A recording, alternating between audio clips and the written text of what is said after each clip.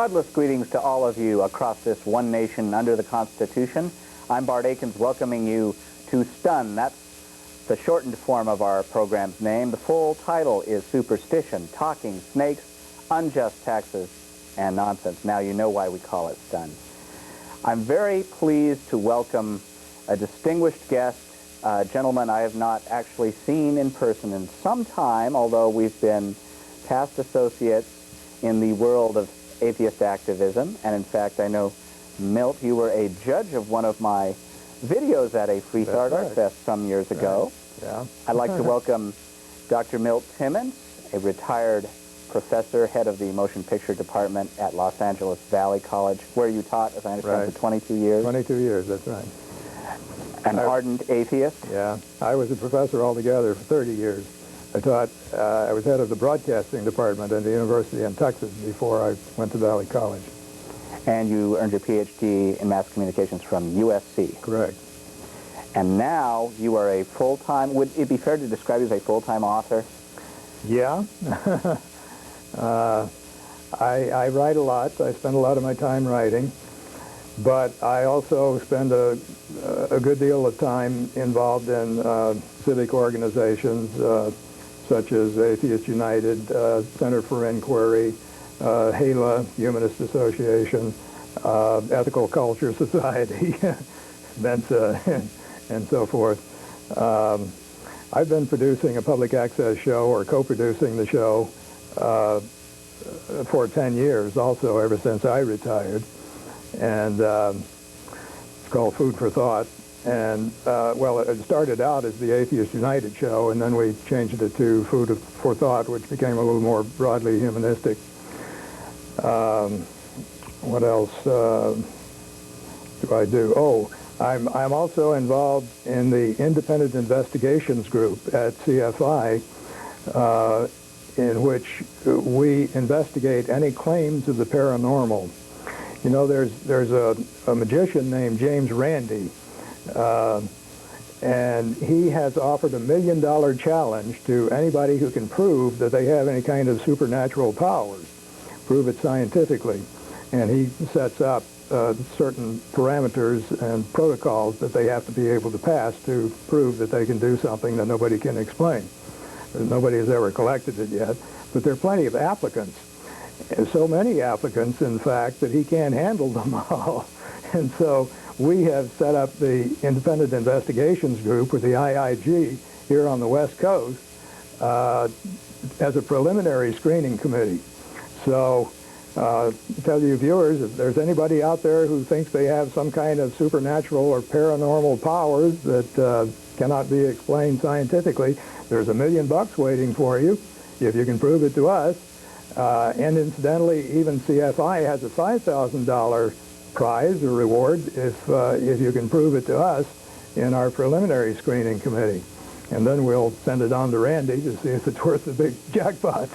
Milt, this is fascinating. In fact, I want to ask you a little more about it. And I am going to allude to our $20,000 endowed chair, which I'll talk about later, because you're talking about the prospect of giving away money. Yeah. And we have our own form of that here, and no one has collected yet in all these years on STUN. Yeah. I didn't realize you were on this committee. It sounds fascinating. Since you're doing the preliminary vetting, can you give me an idea of some of the applicants? What are they claiming that they can do? Well, we've had quite a variety of them. Been rather interesting. We've done about, I don't know, 6 or 7 major investigations. One of the first fellows who came in to be tested was a dowser, and he claimed that he could find water with his dowsing rods or metal. And he said that he's hired by contracting companies to try to locate gas pipes or copper wires that are buried under the ground so they won't chop them up accidentally. So we said, all right, we're willing to test you. And so we set up an experiment. First we had copper pennies in little cups, paper cups, spread out on the floor inside the CFI building. And he said, no, this won't work. There are too many electrical lines overhead, and that'll mess up the vibrations of my tuning forks and that sort of thing. So then we went outside. Finally, after several stalling tactics, we moved across the street from CFI to a grass lawn and laid out a carpet over the lawn and hid a piece of heavy copper wire about as thick as my thumb. And he said, oh, yeah, sure, I'll be able to detect that easily. And we hid them, this piece of copper wire, at various places under the carpet. And then he walked back and forth over the carpet with his dowsing rods and tried to locate it. And we gave him about 5 or 6 chances, I guess, different passes. And he'd say, okay, it's right here. And we'd fill up the rug, and there's nothing there. Here it is over here, you know. He flunked royally. Did he get it right at any time, even on never the came law? within 3 feet of it. Really? And usually such charlatans have some explanation for why the universe wasn't in alignment at that moment. What did he say? He was not really a charlatan. He was just self-deluded. It's one of those things that unless you really test it scientifically, you can convince yourself that, oh, yeah, I found it, you know, when you really didn't. And so he was amazed. He said, gee, I don't know why it didn't work this time, because it always has before, you know. He was a kind of a skeptic going in, and that's why he contacted us. He says, well, I'm kind of a skeptic, but I can do this thing, and turned out he couldn't. Well, then he seems like a much more interesting case rather than one of these individuals who proclaims that everything is fine, except maybe if they're in the presence of the energy of doubting Thomases, who sort of hex them, if you will. Negative vibes, they call it. Right, exactly. Yeah. Then we had another interesting case of a fellow who had a psychic dog, Sparky the psychic dog, who could read his mind. The dog could read his master's mind, yes. And so the act that he did to make a living was to hold up some numbers, let's see, 1 through 6 or something like that. And he would hold up the number and look at it, and in our case, he showed the number to the camera, and then he would say, how many, Sparky? And Sparky would begin barking. And he would bark, let's say it's number 3, Sparky would bark, bark, bark, bark, and he'd say, that's good, Sparky, and lay the card down. Well, it was obvious to us from the very beginning that Sparky is just waiting for this nonverbal cue, you know, of, that's good, Sparky, lay the card down, and he stops barking. So we simply put Sparky in another room so that he couldn't see his master. We could hear him barking. And the dog just went berserk because he didn't know what he was supposed to do. So he flunked royally.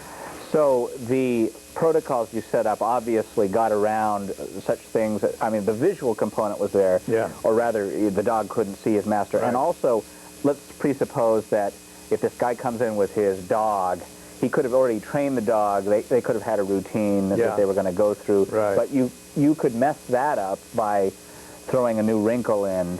And he supposedly would have agreed ahead of time to whatever protocols you set up, That's right. We all agree. This is what you're required to do. Yes, that's what I'll do. Otherwise, we won't bother with him. In all of these cases, we consider just about every possibility. We generally tend to assume that they're a fraud of some kind, who's, you know, pulling some kind of sleight of hand trick of some kind. So we consider all of the possible ways that he might have cued Sparky with, a buzzer under his collar, which he was cueing by, you know, a radio transmitter, all kinds of things like this. But generally, we haven't run into anything that sophisticated yet.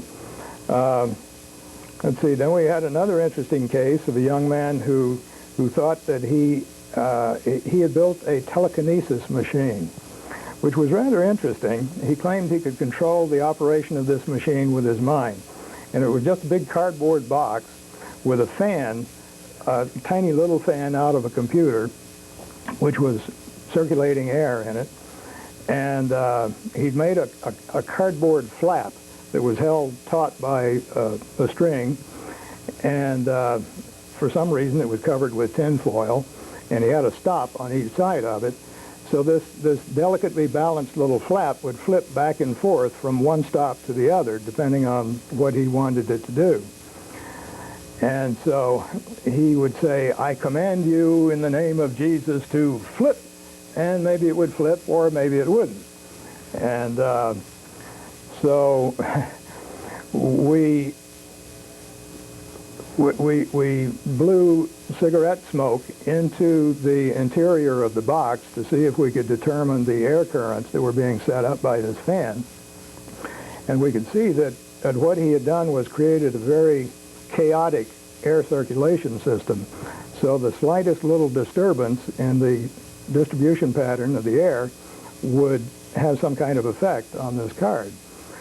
And so we noticed that when he put his hand inside the box, I command you to flip, and he put his hand into the airstream, then it would disturb the air and the card would flip.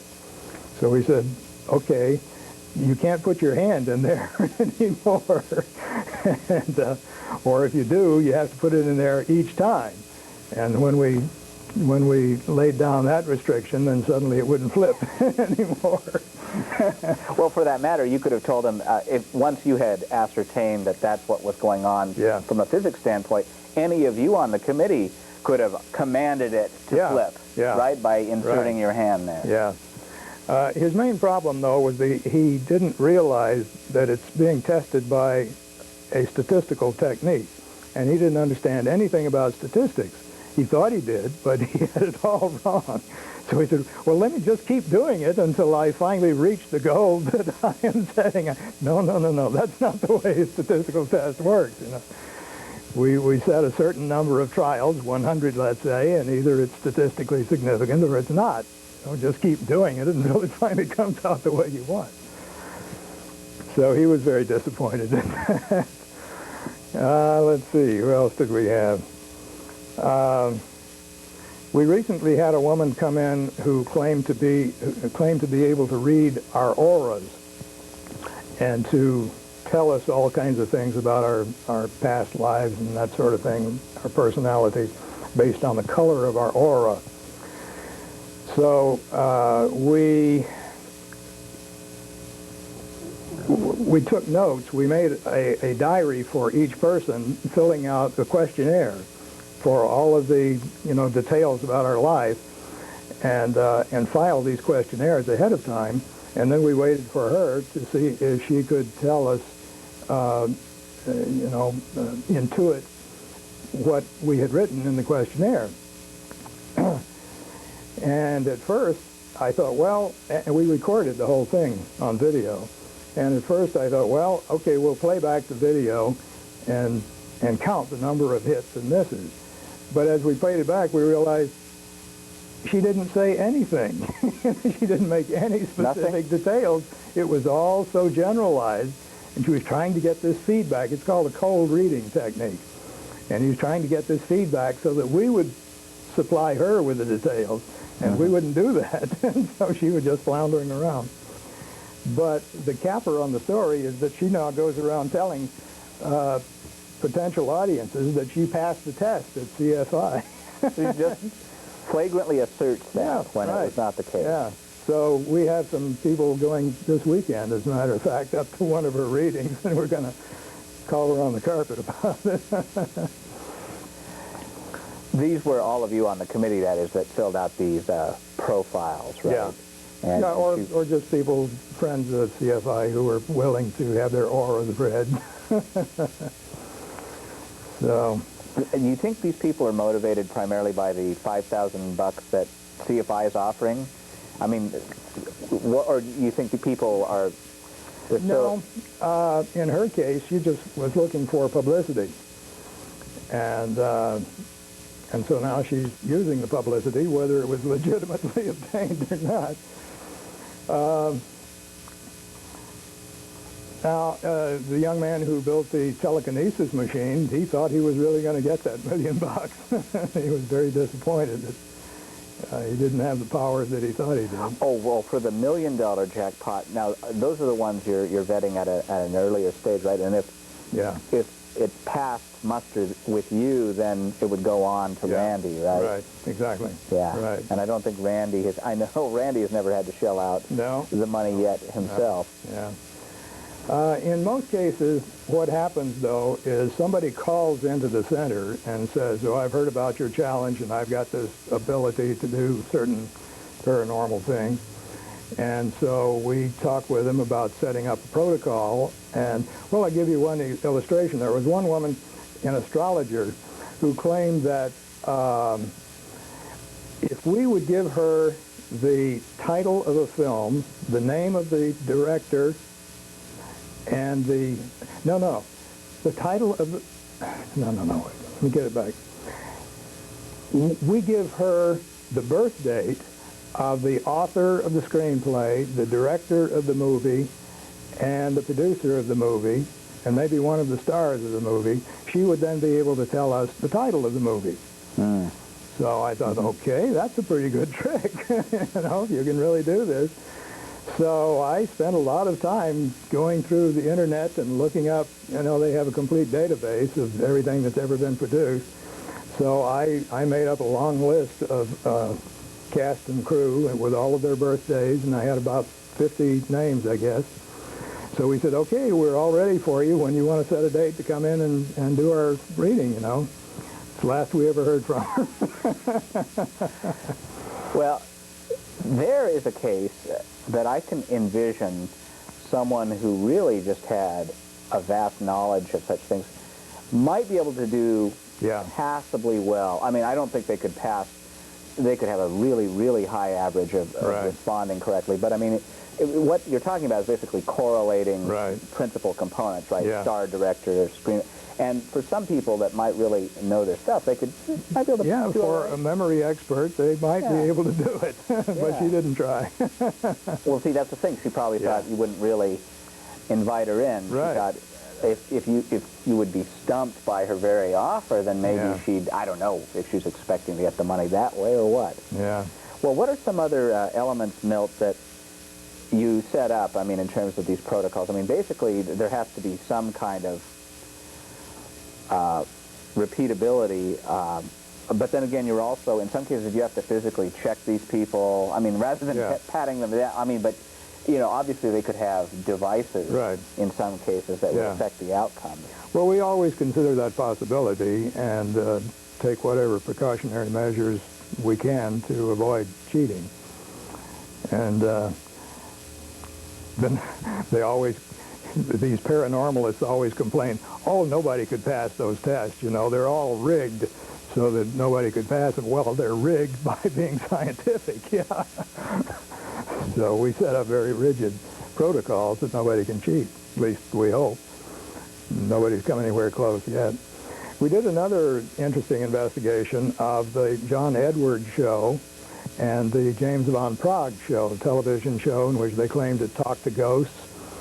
And we sneaked some audio recorders in. We were invited to be part of the audience in some of these shows, and we sneaked some miniature digital audio recorders in so that we had a record of exactly what happened in the studio. And then I typed it up as a transcript, a written transcript of what really happened. And then we took a recording of the show as it was re-edited and broadcast, and then compared the script of what was broadcast with what really happened. And I can tell you, folks, that the edited version that you see on the air bears very little relation to what actually happened in the studio. In some cases, the host actually went back and re-recorded some of the questions so that the question would seem to be more precise and knowledgeable than it really was. It was just kind of floundering around, you know, as a very vague question. In one case, I even found an answer by a member of the audience that was completely changed. Somehow they had taken bits and pieces of phonemes from words that he had actually spoken and manipulated them around and created a new word and put them in his mouth. So what happened was the host said, you knew Jack too, didn't you? And what the man originally said was, no. But the way it came out on the air was briefly. Well, I suppose that because this is show business, there's going to be appreciable showbiz value in having a show about guys who talk to ghosts. They're either going to have to appear to talk to ghosts or at least raise that strong specter, right? Right. Otherwise, it's not television. I mean, I think a lot of audiences are going to just feel let down if a bunch of debunkers go on there and just show it all to be hokum. Yeah. But they're making bundles of money out of these programs by deceiving people.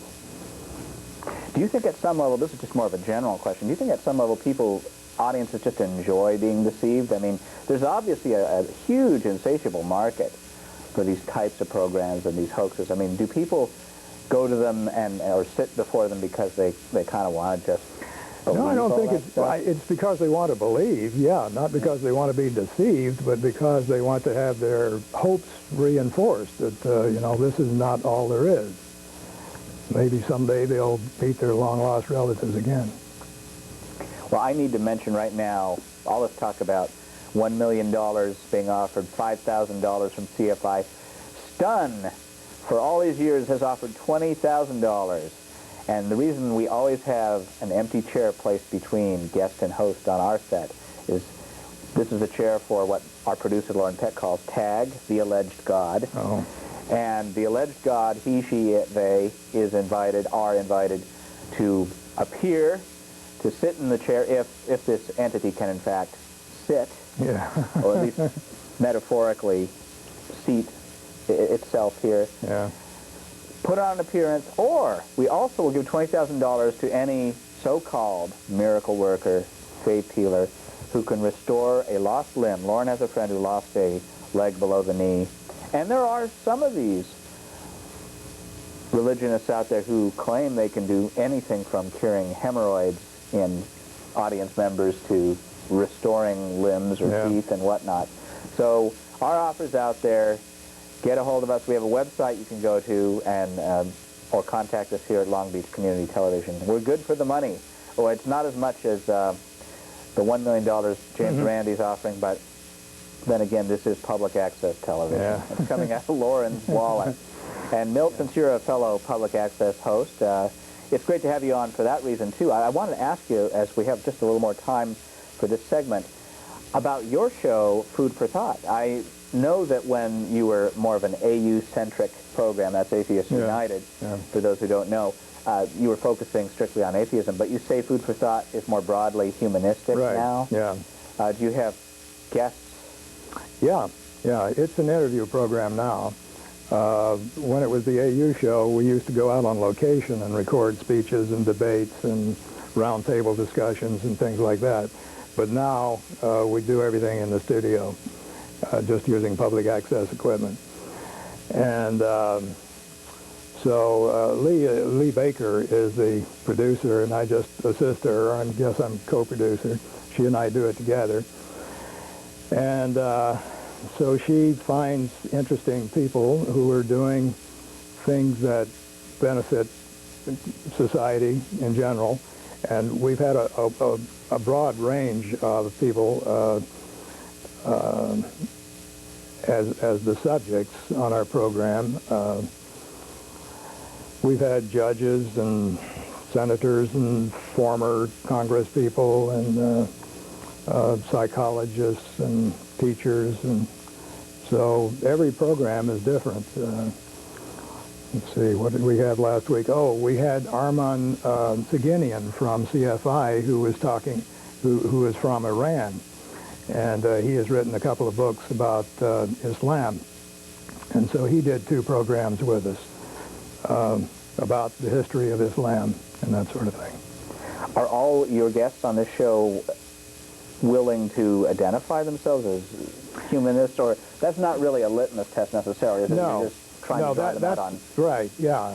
So the show is not labeled as officially atheist or humanist, because we found when we were doing the AU show that it limited the number of people who were willing to be on the program, and it got kind of boring. Also, just Bible bashing and that sort of thing. So we've branched out a little bit. Well, speaking of Bible bashing, and really not speaking of Yeah. Bible bashing, since you invoked the name of Right. the so-called good book, Yeah. we're going to have you back very shortly, and we're going to discuss your book Okay. on the Bible. But we just have a minute or two left. I want to thank you for being here, and I do want to urge all of our viewers out there to get in touch with us. There's the website that you'll see on the screen. And Milt has mentioned several times in the show CFI, which again is Center for Inquiry West in Los Angeles. If you haven't been there, it's worth taking a look. There are now meetings held on a regular basis. Yeah. And next month, just a few weeks from now, we will have the grand opening for the downstairs portion, which has been in the process of being remodeled for the last few months. And we'll be opening the new Steve Allen Theater, which will be a major commercial theater in the downstairs portion of the building. So come to our grand opening. Named for the late Steve Allen, Right. who was quite a supporter in the, Right. the free thought community writ large. Exactly. Right?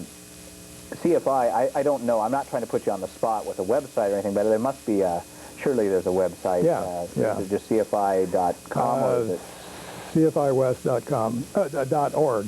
CFIwest.org. Right. That's great. And that's in Hollywood, the Yeah. heart of old Hollywood. 4773 Hollywood Boulevard, right across the street from Barnsdall Park. So it's a nice neighborhood. Historic area. Well, for those of you not in Southern California, we'd still like to hear from you because occasionally we send these shows out across the nation through the Atheist Alliance network, and we are so glad that we've been seen in different parts of the country. Hopefully you're seeing us somewhere other than Long Beach right now. But if not, we're still here in Long Beach, based here, the brainchild of Lauren Peck, who spent 32 years with the Long Beach Fire Department, has been producing this show now for over 13 years, and we hope to have a longer run yet. I'm Bart Aikens. Thanks so much for joining me. We'll see you next time on Stun.